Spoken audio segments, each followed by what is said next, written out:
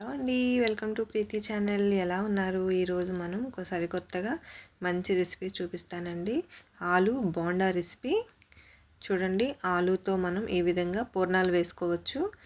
ఈ పూర్ణాలు చాలా టేస్టీగా ఉంటాయి. పూర్ణాలు అనేటప్పుడు నోరు ఊరుతుంది కదండి ఎవరికైనా. అట్లాంటిది మనం హాట్గా ఈ ఆలు పూర్ణాలను చేసేసుకుందాం. ఇంకెందుకు ఆలస్యం, వీడియోలోకి వచ్చేసేయండి. మరి ముందుగా బంగాళదుంపలు తీసుకోవాలండి. ఒక 300 గ్రామ్స్ వరకు ఉంటాయి ఇవి. పావు కేజీ కొంచెం ఎక్కువ. వీటిని ముందుగా ఉడకపెట్టేసుకోవాలి. బంగాళదుంపలను క్యారెట్ తురుముతో తురుముకోవాలండి, లేదా మనం మెదుపుకుంటే సరిపోతుందండి. అంటే స్మాష్ చేసుకున్నా కూడా సరిపోతుంది. స్మాష్ చేసామనుకోండి అక్కడక్కడ కాస్త ముక్కలుగా తగులుతుంది. అట్లా లేకుండా ఈవెన్గా మొత్తం అంతా కూడా ఒకే ప్యాటర్న్గా ఉండాలి అంటే ఇట్లా తురుముకున్నాం అనుకోండి, చాలా సింపుల్ అండ్ టేస్టీగా మనం చేసుకోవడానికి రెసిపీకి అనువుగా వస్తుంది. ఇలా బంగాళదుంప అంతా కూడా తురుముకొని పక్కన పెట్టుకోవాలి. ఇప్పుడు స్టవ్ మీద కడాయి ఆన్ చేసుకొని డీప్ ఫ్రైకి సరిపడా ఆయిల్, మనం తీసుకున్న బంగాళదుంపలను బట్టి ఆయిల్ అనేది తీసుకోవాలండి. ఆయిల్ నేను ఇక్కడ 3 స్పూన్స్ వరకు తీసుకున్నాను. ఒక పావు కేజీ పైనే ఉంటాయండి బంగాళదుంపలు. నూనె వేగాక ఒక స్పూను జీలకర్ర వేసుకోవాలి. అలాగే ఒక పావు స్పూను ఆవాలు వేసుకోవాలండి. ఆవాలు ఎక్కువ వేసుకోవాల్సిన పని లేదు. జీలకర్ర మాత్రం ఒక స్పూన్ ఫుల్గా వేసుకోవాలి. అలాగే ఎండుమిర్చి 2 సన్నగా ఇట్లా చిదుముకొని వేసుకోవాలి. అందులో మనం రెడ్ చిల్లీ ఫ్లేక్స్ అయినా సరే యాడ్ చేసుకోవచ్చు. నేను మిరపకాయలో గింజలు విడిగా వేసి మిరపకాయలు వేసుకున్నాను. అలానే కొంచెం కరివేపాకు యాడ్ చేసుకోవాలి. ఇప్పుడు పోపు మిశ్రమం అంతా కూడా ఫ్రై చేసుకోవాలండి. ఒక 6 పచ్చిమిర్చిని బాగా సన్నగా తురిమినట్టు కట్ చేసుకున్నాను. అట్లా కట్ చేసుకుంటే త్వరగా ఈవెన్గా మనకి స్ప్రెడ్ అవుతా ఫ్రై అవుతుంది. అట్లానే ముందు బంగాళాదుంప అంతా కూడా బాగా పీల్చుకోవడానికి సరిపోతుంది. మనం పచ్చిమిర్చి వేసుకొని బాగా కలిపేసుకున్న తర్వాత మీడియం బాగా చిన్నగా కట్ చేసుకున్న ఉల్లిపాయ ముక్కల్ని కూడా యాడ్ చేసుకోవాలి. ఒక ఉల్లిపాయ యాడ్ చేసుకుంటే సరిపోతుందండి. ఇక్కడ 300 గ్రాముల వరకు ఉంటాయండి బంగాళాదుంపలు. దానికి ఒక ఉల్లిపాయ, ఒక 6 పచ్చిమిర్చి సన్నగా కట్ చేసుకోవాలండి. ఉల్లిపాయ కూడా బాగా చిన్నగా కట్ చేసుకోవాలి. ఇలా ఉల్లిపాయ ముక్కలన్నీ కూడా ఒకసారి బాగా కలుపుకొని, ఉల్లిపాయ త్వరగా మగ్గాలి అంటే మనం కొంచెం సాల్ట్ యాడ్ చేసుకున్నాం అనుకోండి, త్వరగా మగ్గిపోతాయి. అట్లానే బంగాళాదుంపల్లో కూడా మనము ఏ స్టేజ్ కాజేది సాల్ట్ అనేది యాడ్ చేసుకుంటాం కాబట్టి కొంచెం జస్ట్ లైట్గా సాల్ట్ అనేది వేసుకోవాలి. ఇట్లా ఉల్లిపాయ అంతా కూడా గోల్డెన్ కలర్ వచ్చే వరకు ఫ్రై చేసుకోవాలండి. చూసారు కదా, ఇట్లా మనం కలుపుతూ ఉన్నామనుకోండి త్వరగా ఉల్లిపాయ అనేది ఫ్రై అయిపోతుంది. సాల్ట్ని యాడ్ చేసుకోవాలండి, కల్లుప్పు యాడ్ చేసుకోకూడదు. ఇప్పుడు ఉల్లిపాయ అంతా కూడా ఆయిల్ పైకి తేలుతుంది చూసారా. ఇట్లా ఈ స్టేజ్ వరకు ఉల్లిపాయ అంతా ఫ్రై చేసుకున్న తర్వాత ఇందులో మనము ఒక పావు స్పూన్ వరకు పసుపు యాడ్ చేసుకుందామండి. ఇట్లా పసుపు వేసుకొని ఉల్లిపాయలన్నీ కూడా బాగా కలిపేసుకోవాలి. మిశ్రమాలన్నీ దేనికి దానికి బాగా కలిపేసుకుంటే ఫ్లేవర్స్ అనేవి బాగా కలుస్తాయండి. పసుపు అంతా పచ్చివాసన పోయిన తర్వాత ముందుగా తురుము పెట్టుకున్నాం కదా బంగాళదుంప మిశ్రమాన్ని, ఆలు పొటాటో అంటారు కొన్ని ఏరియాస్లో, ఈ బంగాళదుంప ఆలు మిశ్రమాన్ని వేసేసుకొని బాగా కలిపేసుకోవాలి. బంగాళదుంపల ముక్కలమంతా కూడా మిశ్రమం వేసిన తర్వాత ఇందులో కూడా ఇప్పుడు మనం కొంచెం రుచికి సరిపడా సాల్ట్ యాడ్ చేసుకోవాలి. మనం సాల్ట్ అనేది చూసి యాడ్ చేసుకోవాలండి. ఏ స్టేజ్కి ఆ స్టేజ్ యాడ్ చేస్తున్నాం కదా. ఆల్రెడీ ఉల్లిపాయలు వేసాం కాబట్టి ఇక్కడ కొంచెం సాల్ట్ యాడ్ చేసుకోవాలి. మీ టేస్ట్ని బట్టి సాల్ట్ యాడ్ చేసిన తర్వాత బాగా కలిపేసుకొని మూత పెట్టి 1 నిమిషం పాటు మనం మగ్గనిచ్చుకోవాలి. చూడండి, ఇట్లా పొటాటోని 2-3 సార్లు బాగా కలుపుకుంటూ మూత పెట్టి తీస్తూ ఉన్నామనుకోండి అంతా కూడా త్వరగా ఈవెన్గా మగ్గిపోతుంది. ఆల్రెడీ ఉడికింది కదా. ఇందులో ఒక స్పూను ధనియాల పొడి, ఒక పావు స్పూను జీలకర్ర పొడి వేసుకొని కలుపుకోవాలండి. అట్లానే ఒక స్పూన్ వరకు కారం యాడ్ చేసుకున్నాను. మీరు కారం ప్లేస్లో రెడ్ చిల్లీ ఫ్లేక్స్ అయినా సరే యాడ్ చేసుకోవచ్చు. ఇట్లా కారం అంతా యాడ్ చేసుకున్నాక బంగాళదుంప అంతా కూడా బాగా కలిసేటట్టు కలుపుకోవాలి కూర మిశ్రమాన్ని. చూసారు కదా, బాగా స్మాష్ చేసుకుంటూ మనం గరిటతో ఇలా మెత్తుకుతూ కదిపామనుకోండి బాగా మెత్తగా స్మూత్గా అయిపోతుంది పేస్ట్ లాగా.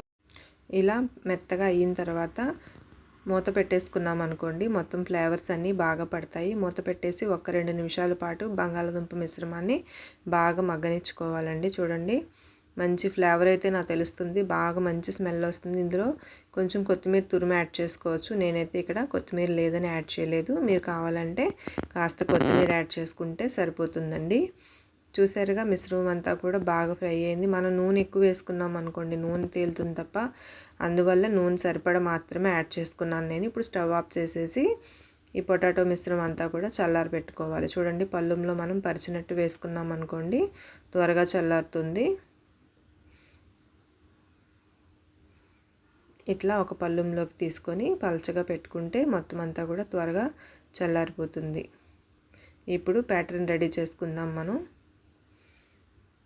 చూడండి, కప్పు శనగపిండి తీసుకున్నాను. మనం తీసుకున్న పొటాటో మిశ్రమాన్ని బట్టి శనగపిండి తీసుకోవాలి. రుచికి సరిపడా సాల్ట్ యాడ్ చేసుకోవాలండి. 1/2 స్పూన్ వరకు పసుపు యాడ్ చేసుకోవాలి. ఇప్పుడు ఇందులో రుచికి సరిపడా కారము జస్ట్ ఒక 1/2 స్పూన్ కానీ యాడ్ చేసుకుంటే బాగుంటుందండి ఫ్లేవరు. అలా 1/2 స్పూన్ కారం యాడ్ చేసుకొని మిశ్రమాలన్నీ శనగపిండి బాగా కలిసేటట్టు ముందు బాగా కలిపేసుకున్న తర్వాత కొంచెం కొంచెం వాటర్ యాడ్ చేసుకుంటూ, బజ్జీల పిండి కంటే కొంచెం చిక్కగా ఉండాలి పిండి అనేది. చూడండి, ఇట్లా మనం తినే సోడా వేయనవసరం లేదండి. తినే సోడా హెల్త్కి మంచిది కాదు కదా, అది స్కిప్ చేసేసి నేను చూపిస్తున్న డైరెక్షన్స్లో పిండిని బాగా ఇట్లా ఒక 5 నిమిషాల పాటు కనుక మనం కలుపుకున్నామంటే మంచి బబుల్స్ తోటి బాగా గుల్లగా వస్తుంది. ఈ స్నాక్ రెసిపీ మనం మంచిగా చేసి పెడితే ఇంట్లో వాళ్ళు హాయిగా తింటారు. 1కి 4 లైన్ చేస్తారు, చేసిన మీకు కూడా ఉంచరు, అంత టేస్ట్ అనేది బాగుంటుంది. ఒకసారి ట్రై చేయండి. ఇప్పుడు పొటాటో కర్రీ మిశ్రమం అంతా చల్లారిపోయింది కదండి, ఇట్లా బాల్స్ కింద రౌండ్గా చుట్టి తీసేసుకోవాలి ఒక పక్కకి. చూసారు కదండి, బంగాళదుంప కూర మిశ్రమం అంతా కూడా ఇట్లాగా పూర్ణాల కింద చుట్టేసుకొని పక్కకు తీసుకోవాలి. మనకి నచ్చిన సైజెస్లో ఇలా మనం అడ్జస్ట్మెంట్ చేసుకుంటూ తీసుకోవచ్చండి. ఇప్పుడు ఈ పూర్ణాల మిశ్రమాన్ని డీప్ ఫ్రై చేసుకుందాము. స్టవ్ మీద కడాయి ఆన్ చేసుకొని డీప్ ఫ్రైకి సరిపడా ఆయిల్ తీసుకొని బాగా కాగనివ్వాలండి. ఆయిల్ అనేది బాగా కాగిన తర్వాత ఒకసారి టెస్ట్ చేసుకొని మనం ఈ పూర్ణాలు బాగా పిండంతా మిశ్రమం కలుపుకున్నాం కదా, ఈ ఉండల్ని శనగపిండి మిశ్రమంలో యాడ్ చేసుకొని ఇలా కలిపేసుకొని కింద తోకలు లేకుండా వేలినంత వరకు గిన్నెకి రాసుకుంటూ వేసామనుకోండి, సర్కిల్ లాగా రౌండ్గా వస్తాయి. చూసారా, ఇట్లా పూర్ణాలలాగా మనం వేసేసుకొని మొత్తం అంతా కూడా టర్న్ చేసుకుంటూ 2 వైపులు బాగా దోరగా ఫ్రై చేసుకోవాలి. మనం స్టవ్ మీద వేసుకునేటప్పుడు చిన్న మంట పెట్టుకోవాలండి. ఒక నిమిషం అయిన తర్వాత జస్ట్ కొంచెం హై ఫ్లేమ్లో పెట్టామనుకోండి, లోపల బయట కూడా మంచిగా క్రిస్పీగా ఫ్రై అవుతాయి. ఈ ఆలు పూర్ణాలు అనేవి చాలా టేస్టీగా ఉంటాయి. పూర్ణాలు అనేటప్పటికి స్వీటే ఇష్టపడతారు ఎక్కువ, కానీ ఇలా హాట్ పూర్ణాలు చేసి పెట్టండి, ఇంటిల్లిపాది చాలా హాయిగా తింటారు. చేసిన మీకు కూడా మిగిల్చారంటే నమ్మండి. మీరు ఒకసారి ట్రై చేసి రెసిపీ మీకు ఎలా అనిపించిందో నాకు కామెంట్ చేయండి. మీ ఫ్రెండ్స్ రిలేటివ్స్కి కూడా షేర్ చేయండి ఫ్రెండ్స్. మీ ఫ్యామిలీ మెంబర్స్ మీకు ఇచ్చిన కామెంట్స్ని కూడా నాకు తెలియచేయండి. ఈ రెసిపీ మీకు ఎలా కుదిరిందో కూడా కామెంట్ చేయండి. కామెంట్ సెషన్లో లైక్ చేయండి తప్పనిసరిగా. Thank you for watching. కొత్తగా చూస్తున్న వాళ్ళైతే ప్లీజ్ సబ్స్క్రైబ్ మై ఛానల్. ఇప్పుడు ఇలా పూర్ణాలన్నీ కూడా కొంచెం కొంచెం వేసేసుకొని మనము పక్కకు తీసేసుకోవాలండి.